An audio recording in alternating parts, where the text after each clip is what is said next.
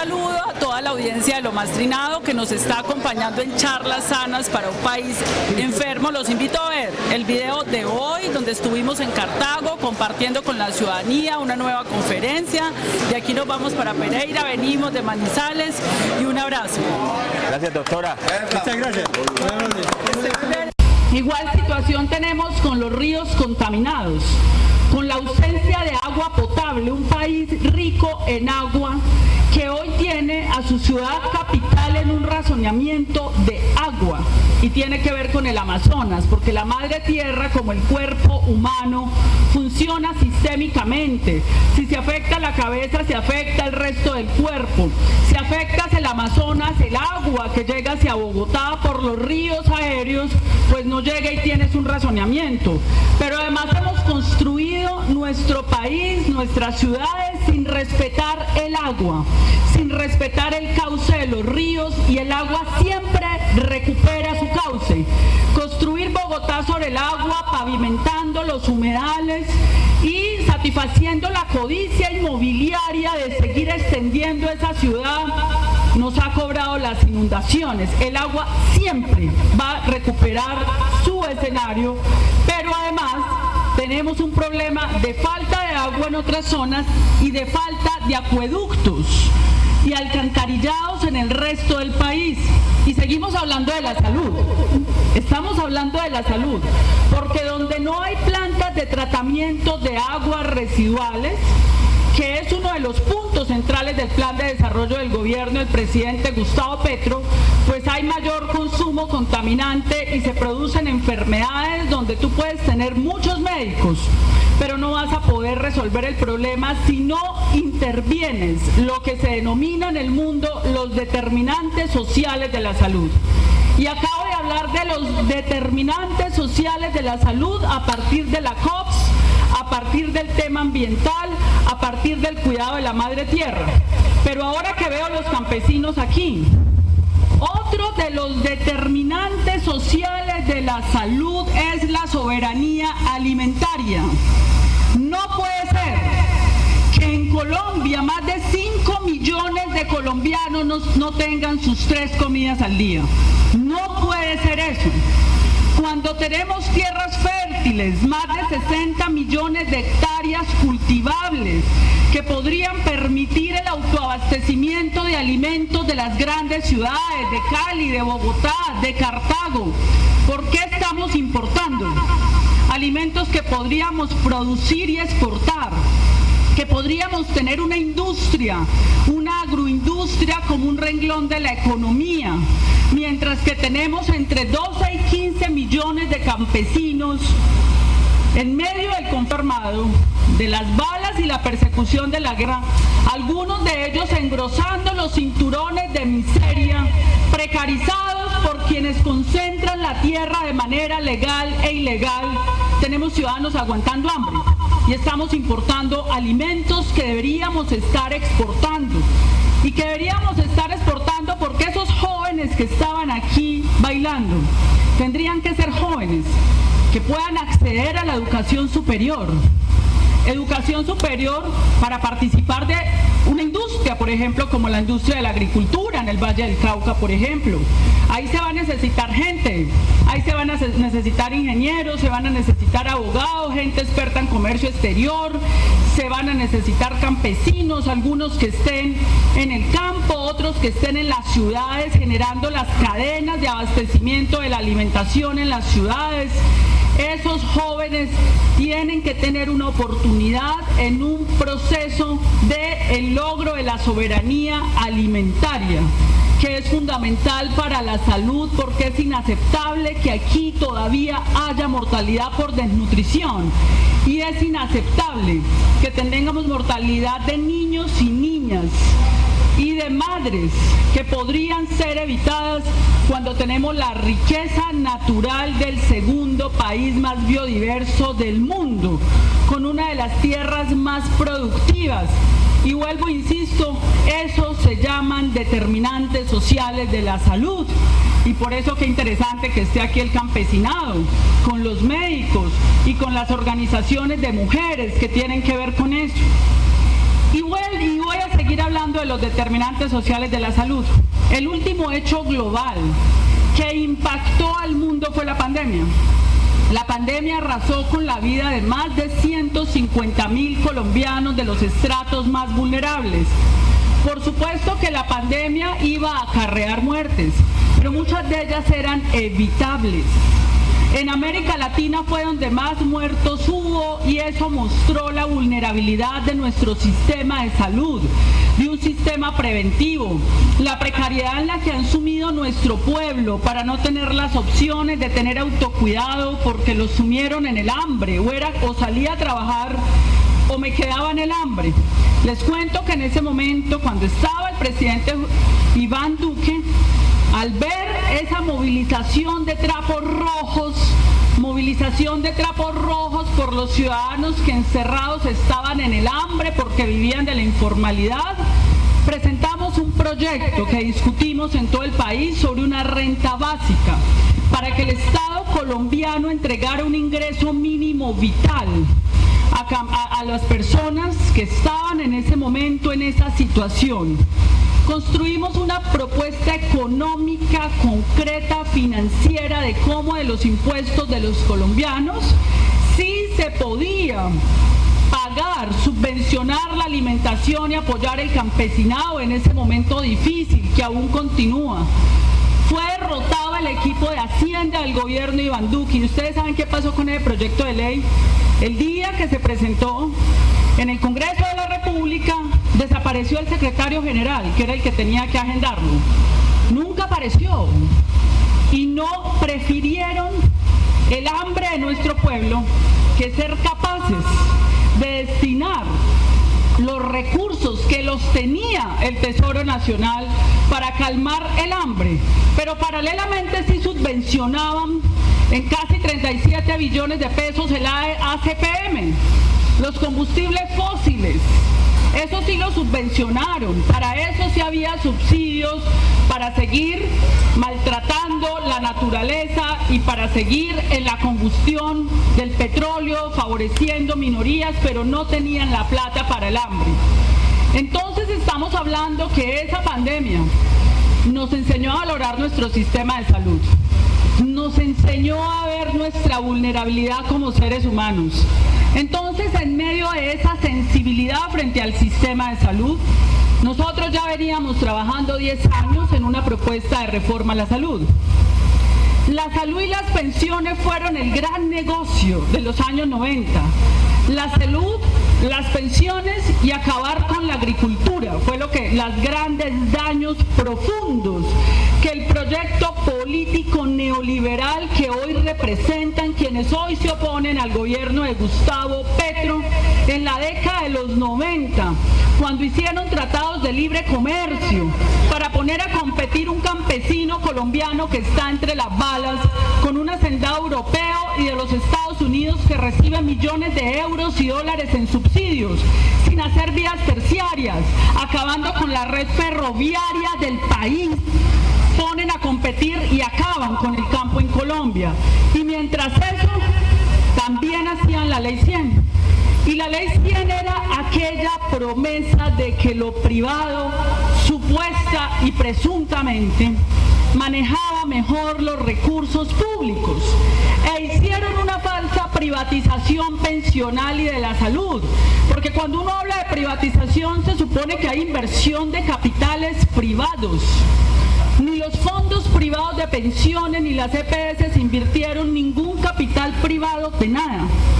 Simplemente se volvieron a través de la ley con las mayorías del Congreso de la República y liderados por los hoy opositores del gobierno del presidente Gustavo Petro, lo que generaron fue mecanismos de captura para ellos manejar los recursos públicos del pueblo colombiano. En el tema pensional, que es uno de los temas de la ley 100, se hicieron al manejo de más de 300 billones de pesos los fondos privados de pensiones, de los ahorros de los trabajadores. Y en el tema de salud se hicieron al manejo de en promedio 80 billones de pesos del pueblo colombiano, bajo lo que nosotros denominamos una falsa privatización. Porque no era que aparecieron los grandes capitales a invertir, sino que aparecía una captura aprobada políticamente por el Congreso para manejar esos recursos. La promesa de la Ley 100 era la garantía y la cobertura universal, dijeron ellos.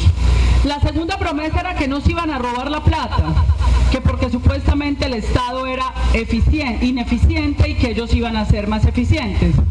La promesa de los fondos privados de pensiones era que iba a haber pensión universal. Emprendieron una propaganda para engañar al pueblo colombiano y a los trabajadores a decir que se tenían que pasar para los fondos privados de pensiones, que porque Colpensiones se iba a quebrar. Corrieron muchos trabajadores a afiliarse a los fondos privados de pensiones. Hoy están arrepentidos y arrepentidas, ¿cierto? Aquí hay varios que ya cayeron en la trampa. Presidenta.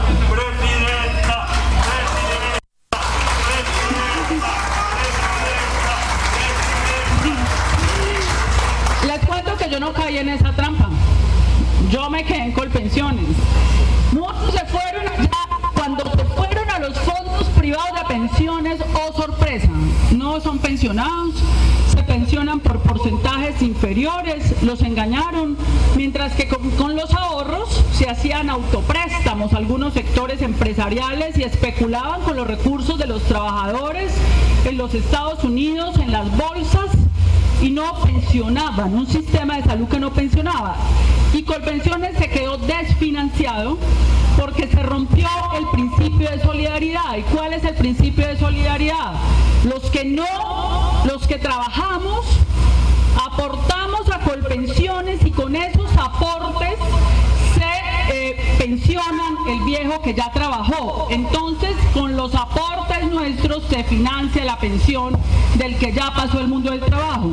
Eso no pudo pasar porque los trabajadores jóvenes nos trasladaron o los engañaron para que se fueran a los fondos privados de pensiones. Eso fue la Ley 100. Y en salud fue peor, porque en salud crearon 159 organizaciones particulares para manejar un solo sistema de salud. Eso no existe en ninguna parte del mundo. 159 organizaciones que hoy son 29. Sin control empezó a robar esa plata. Esa plata ha financiado hasta grupos armados ilegales, campañas políticas, negocios, lo que ustedes quieran se ha financiado con esa plata. Y crearon un poder fáctico para controlar el orden democrático del país. Es decir, con la salud creaste gente muy poderosa. Es que alguien que maneje 90 billones de pesos son personas muy poderosas, capaz de comprar lo que quieran. El organismo de control, a un congresista se le comprobó, el que sabemos, porque es más lo que no sabemos, que le giraban a sus cuentas para que votaran el Congreso lo que ellos querían. Pagaron pauta, como lo denunció la Contraloría, la prensa, para hacerle creer a la gente, le hicieron creer a la gente que mi salud me la paga Santa. Gracias, Santa. Nunca la salud la ha pagado Sanitas ni Sura. Siempre la salud la hemos pagado los colombianos. Las enfermedades huérfanas de alto costo siempre la hemos pagado los colombianos.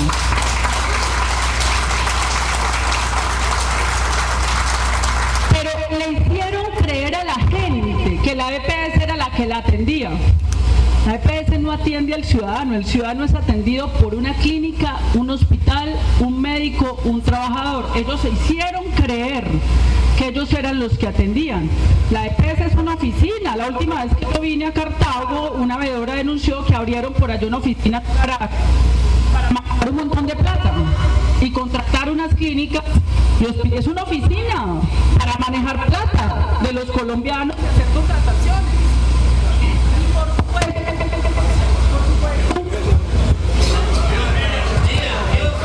todo esto lo sabíamos. Por eso desde hace más de 10 años, con el pensamiento democrático del país, dijimos esto hay que reformarlo.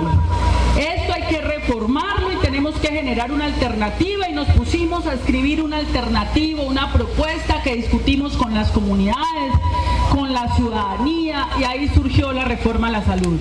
Pero en el año 2020, por la pandemia, se nos posibilitó citar al gran pensamiento de la intelectualidad democrática, al liderazgo social de este país, y creamos algo que se llama Agenda de Transición Democrática, Otra Colombia es Posible.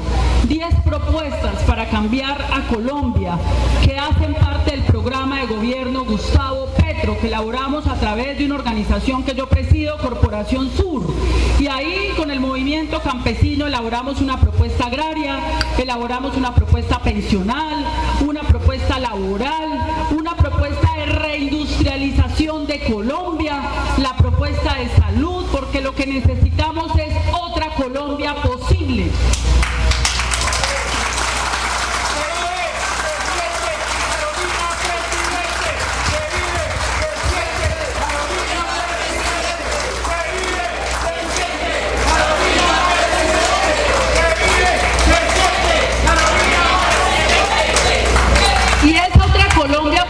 Es el conjunto de reformas. Ustedes ya conocen la historia de lo que pasó cuando presentamos la reforma a la salud con el presidente. Se nos vino el mundo encima. El mundo entero, mejor dicho, era lo más apócrifo decir que no podían manejar esos recursos sin control. Hicieron la oposición de desinformación, mentiras, comenzaron a decir que íbamos a entregarle plata a gobernadores y alcaldes, que para manejar, como si los gobernadores y los alcaldes no manejaran ya la salud, que íbamos a estatizar el sistema, que íbamos a acabar con lo privado, que le íbamos a quitar la plata a los médicos, que íbamos a empobrecer a las enfermeras. Toda una andanada de mentiras que dicen hasta el día de hoy. Hasta editaron un video mío de una conferencia que yo iba a crear una crisis de la salud, mejor dicho, el sistema de salud era una cosa maravillosa en Colombia, aquí todos eran atendidos, las maternas en los pueblos, hasta que llegó Gustavo Petro y posesionó a la señora Corcho y acabaron con todo, y lo siguen diciendo hoy. El sistema viene quebrado hace muchos años, los que somos veedores en salud lo sabemos, y presentamos una propuesta.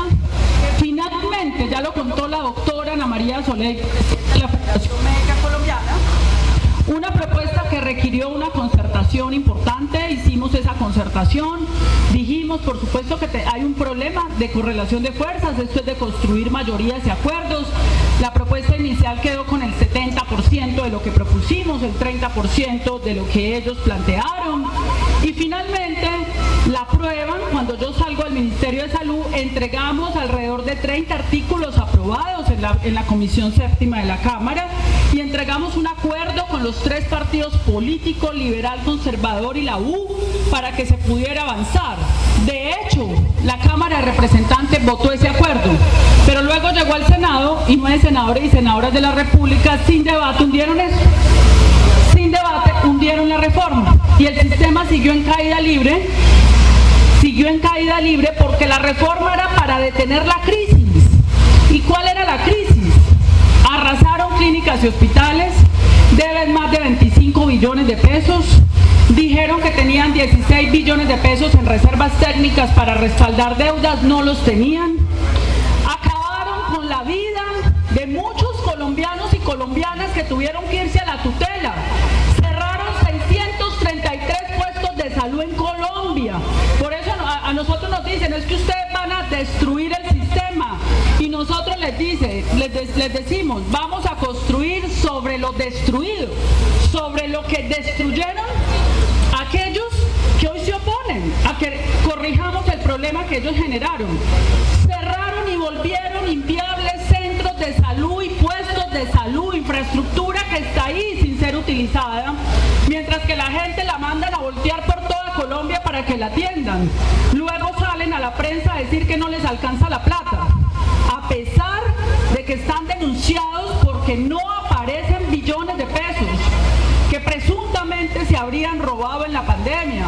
Les abrieron investigación de responsabilidad fiscal por parte de la Contraloría, porque hay 11.3 billones de pesos del pueblo colombiano que no se usaron en la salud de los colombianos y como deberían haberse usado. Se gastaron plata en pilates, en canchas de golf, los jueces hicieron fallo de Salucop, cogieron la plata de los colombianos, se liquidaron y dejaron deudas y quebraron empresarios, de todo ha pasado aquí. Los indicadores de mortalidad aumentados, 300.000 muertes evitables de acuerdo al Instituto Nacional de Salud hubo en una década en Colombia. Y el pueblo colombiano pague y pague y pague porque se les paga por adelantado el 95% de los recursos para que puedan atender a la gente. Y aquel que no lo atendieron, el Estado pagó por ellos, los colombianos pagamos por ellos. Entonces, esa es la oposición más dura, porque la salud se volvió el sostén del orden conservador de este país. La tesorería y la caja menor de una plata que tiene que rodar para sostener el orden de injusticia de este país. Y eso fue lo que nosotros enfrentamos. Claro, ellos triunfaron, tumbamos a la ministra, pero no me tumbaron, aquí estoy aquí con ustedes.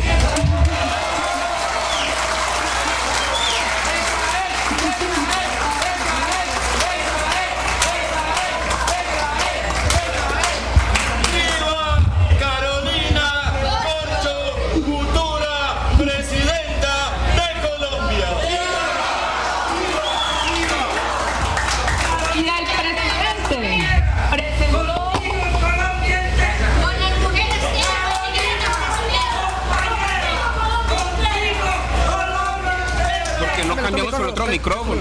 Y les cuento que se presentó de nuevo la reforma porque el presidente dijo, si el problema hay que resolverlo. El hecho de que usted niegue un problema no quiere decir que no exista. El hecho de que neguemos el problema no quiere decir que no exista. Si usted niega un problema, el pueblo vuelve y le sale a las calles, si usted lo niega. Entonces el presidente dijo, vamos a presentar la reforma cuantas veces se tenga que presentar. Por decreto no se podía hacer porque fue el Congreso de la República en Colombia que reiteró por 3 décadas que esta plata se podía manejar solo por una figura llamada EPS. Esto fue un contubernio entre ciertos sectores empresariales y clientelistas de este país para hacerse el manejo de más de 90 billones de pesos al año. Son poderes muy grandes. Y se presentó de nuevo con el acuerdo de ellos. Y ya va a iniciar el debate el martes con 2 temas. Manejo público y anticorrupto de los recursos públicos de la salud. ¿Y cómo es ese manejo público anticorrupto de los recursos públicos? 5 mecanismos anticorrupción para que no se roben la plata. Primer mecanismo, 5 mecanismos anticorrupción que tenemos allí para que no se roben la plata. Primero, sistema público de información. Todo peso que se entregue a una clínica en los hospitales lo vamos a poder ver en un sistema público de información.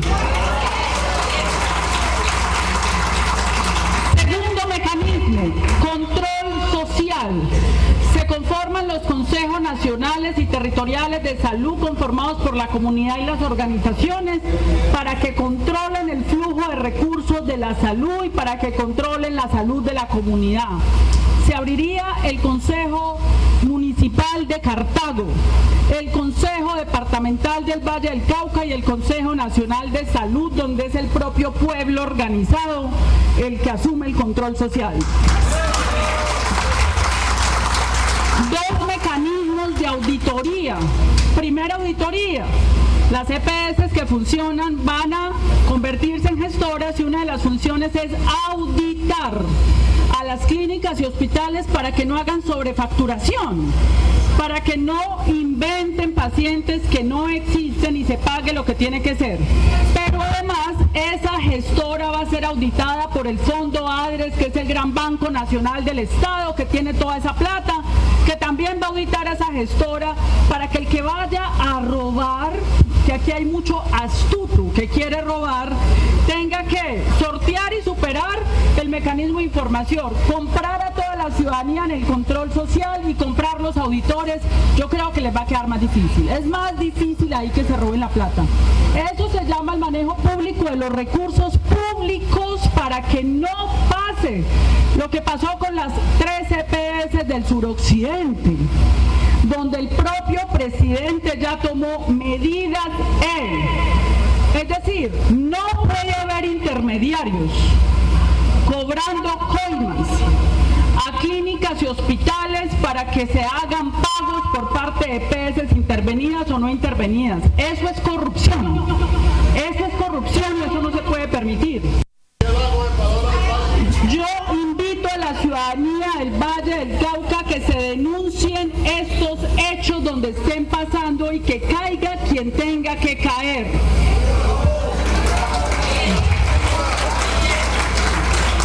Pero el presidente que tuvo que tomar medidas porque eran EPS intervenidas, cuando yo intervengo una organización es para que no se la roben. Si se la roban, tengo que tomar medidas. Que yo lo que tengo es que evitar que se la roben. Por supuesto que está muy bien que hagamos la denuncia penal y la Fiscalía tiene que pronunciarse frente a esos hechos del suroccidente y esperamos que la Fiscalía dé resultado y que caiga quien tenga que caer. Pero hay que evitar que una intervención termine con los recursos en paraísos fiscales. Esa es la razón por la cual el propio presidente asume medidas y con gallardía en la posesión del nuevo superintendente de salud da instrucciones precisas para que eso no se presente en ninguna intervención. Lo que tiene que pasar allí es que se empiece a implementar la reforma. Publiquemos los contratos y si hay contratos leoninos que se sepan, si hay contratos leoninos allí. Publiquemos un tablero de control donde decimos las fechas en las que vamos a pagar. Y así acabamos con la mafia de los intermediarios que están cobrando coima y haciendo corrupción y los desmantelamos de una vez. Porque ellos roban es ante la posibilidad de acceder a información privilegiada para poder hacer los pagos. Pero si ya la información es pública, no pueden seguir cobrando coimas. Entonces esos son mecanismos, instrucciones que el presidente asume con el nuevo superintendente que tiene que enderezar el proceso de las intervenciones y tenemos que respaldar a la fiscal general de la nación y al presidente en las medidas que van a tomar frente a esas intervenciones. El otro tema, segundo tema de la reforma, salud preventiva. El país tendrá centros de atención primaria en salud. Ese hospitalito, centro de salud adquiere vida porque va a recibir su plata directamente para que el ciudadano cerca de su casa pueda resolver la mayoría de problemas de salud. Esos centros de salud que marchitaron y acabaron en las zonas rurales, en los barrios populares, por estar haciendo negocio, vuelven a vivir. Y se ponen al servicio del pueblo, de la ciudadanía, donde va a haber plata directamente para contratar el médico, la enfermera, y si las zonas más dispersas se le paga más al médico para poder incentivar a que se vaya a las zonas alejadas del país. Entonces, eso está en la reforma. Pero hay una preocupación que también quiero expresar. En la ponencia que inicia debate el martes, apareció un articulito, el artículo 27, funciones de la gestora, numeral 18, en donde las EPS vuelven a manejar la plata. Ese no fue el acuerdo, ni con las EPS. No han manejado bien la plata, señores. Van a seguir dentro del sistema, aportando en las auditorías. Es la ponencia, todavía no es la ley. Solicitamos y los invito como veedores ciudadanos a que se modifique y se retire ese artículo que distorsiona el consenso social y político de este país, de que esos recursos deben manejarse de manera pública y manera pública no es manejado por la politiquería. Es como les estoy diciendo, lo público es lo que está a la luz del día, donde todos los ciudadanos podemos vigilar esas platas. Entonces hacemos la solicitud. Si me preguntan quién puso eso ahí, no lo sé, pero ahí está. Estamos haciendo el seguimiento y el martes va a iniciar el debate. Ya los congresistas han manifestado que van a modificar ese artículo. Vamos a hacer seguimiento porque el pueblo colombiano debe hacer una veeduría al Congreso que debe representar al pueblo colombiano, porque está definiendo el destino de 60 billones. En esos dos renglones se define el destino de 60 billones de pesos de nosotros. Entonces ese es un tema. Y también el otro llamado al Congreso de la República es a recuperar el artículo del régimen laboral especial de los trabajadores de la salud, que nos llamaban héroes en la pandemia y que la mayoría trabajamos en el sector privado y deben ser formalizados, no precarizados, porque son el eje central del sistema de salud. Lo central del sistema de salud es el capital humano, es el capital, la inteligencia del médico, de la enfermera, el fisioterapeuta, todo ese personal que tenemos que poner a cuidar la vida en Colombia. Es el ejército más importante de este país. Si tenemos una fuerza pública en todo el territorio nacional, tiene que haber una fuerza de la salud en todo el territorio nacional cuidando la vida. Y eso se tiene que privilegiar en ese proyecto de ley. Por lo demás, la reforma es la única salida a la crisis de la salud. Esperamos grandeza del Congreso de la República, esperamos grandeza política de este país. Hay un sector opositor en Colombia que no le sirve absolutamente nada de lo que haga el presidente Gustavo Petro, que van a obstruir y se van a oponer. Yo sí creo que en Colombia hay que hacer un acuerdo nacional, pero el acuerdo nacional es para que haya un cambio, para que haya justicia social, para superar las desigualdades, para hacer la reforma rural integral, para que haya pensión, para que los 3 millones de viejos y viejas que van a recibir su bono pensional de 220.000 pesos, reciban su bono pensional, pero que no es una limosna, es un recurso que merecen porque trabajaron en este país.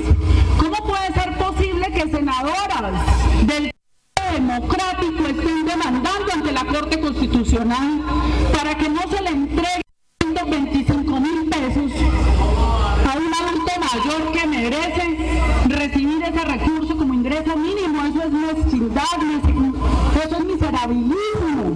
Personas que ganan más de 45 millones de pesos, que han estado usufructuando la desigualdad, la pobreza, se oponen entonces solo por obstruir al presidente Gustavo Petro, solo por la obstrucción del presidente Gustavo Petro.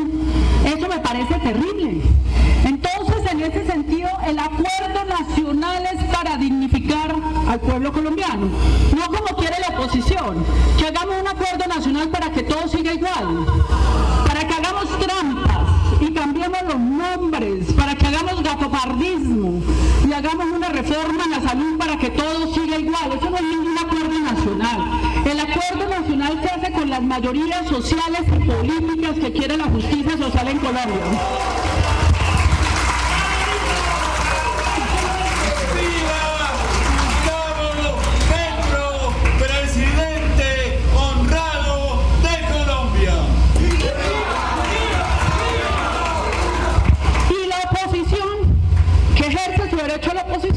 Los que no quieren hacer el acuerdo nacional ejercen su derecho a la oposición, pero ojalá sin mentiras, sin desinformación. No precaricen más la política de este país.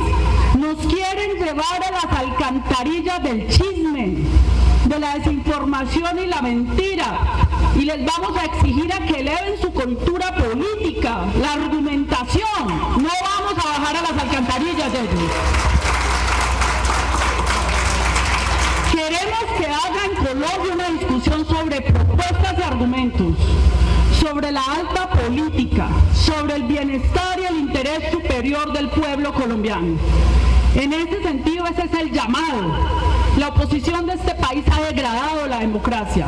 No he visto oposición más cerrera en la historia política de Colombia que la que le han hecho al presidente Gustavo Petro, cuyo programa de gobierno comparto, porque porque comparto a fondo que este país tiene que lograr la equidad para las mujeres, para los jóvenes, que los jóvenes no tienen que estar reclutados en grupos armados al margen de la ley, que los jóvenes tienen que estar en la educación superior, con 500.000 cupos gratuitos, y para eso hay que hacer la reforma educativa que ya presentó el gobierno, para poder transferir recursos a los institutos tecnológicos, para que el joven pueda ser músico, artista, ingeniero, matemático, lo que quiera y pueda tener un futuro. ¿Cómo van a decir que estas propuestas no son buenas para Colombia? Que necesitamos que el campesino llegue a la tierra no es para los narcotraficantes y despojadores, es para que el campesino la trabaje, para producir el alimento, para la exportación.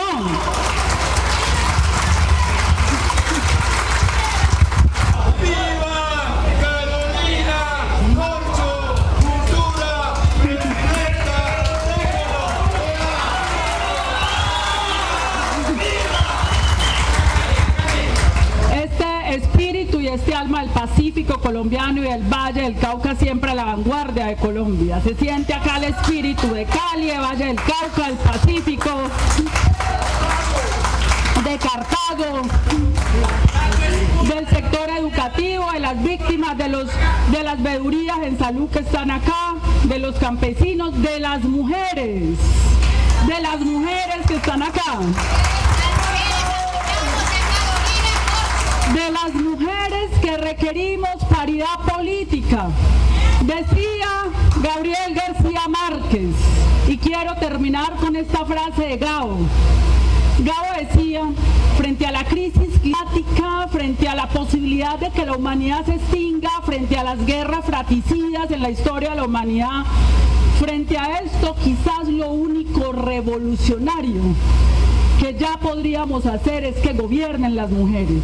Eso sería revolucionario, pero yo diría que gobiernen las mujeres, pero las mujeres progresistas con sentido social, con sentido del cambio y con sentido de la dignidad del pueblo colombiano. Muchas gracias.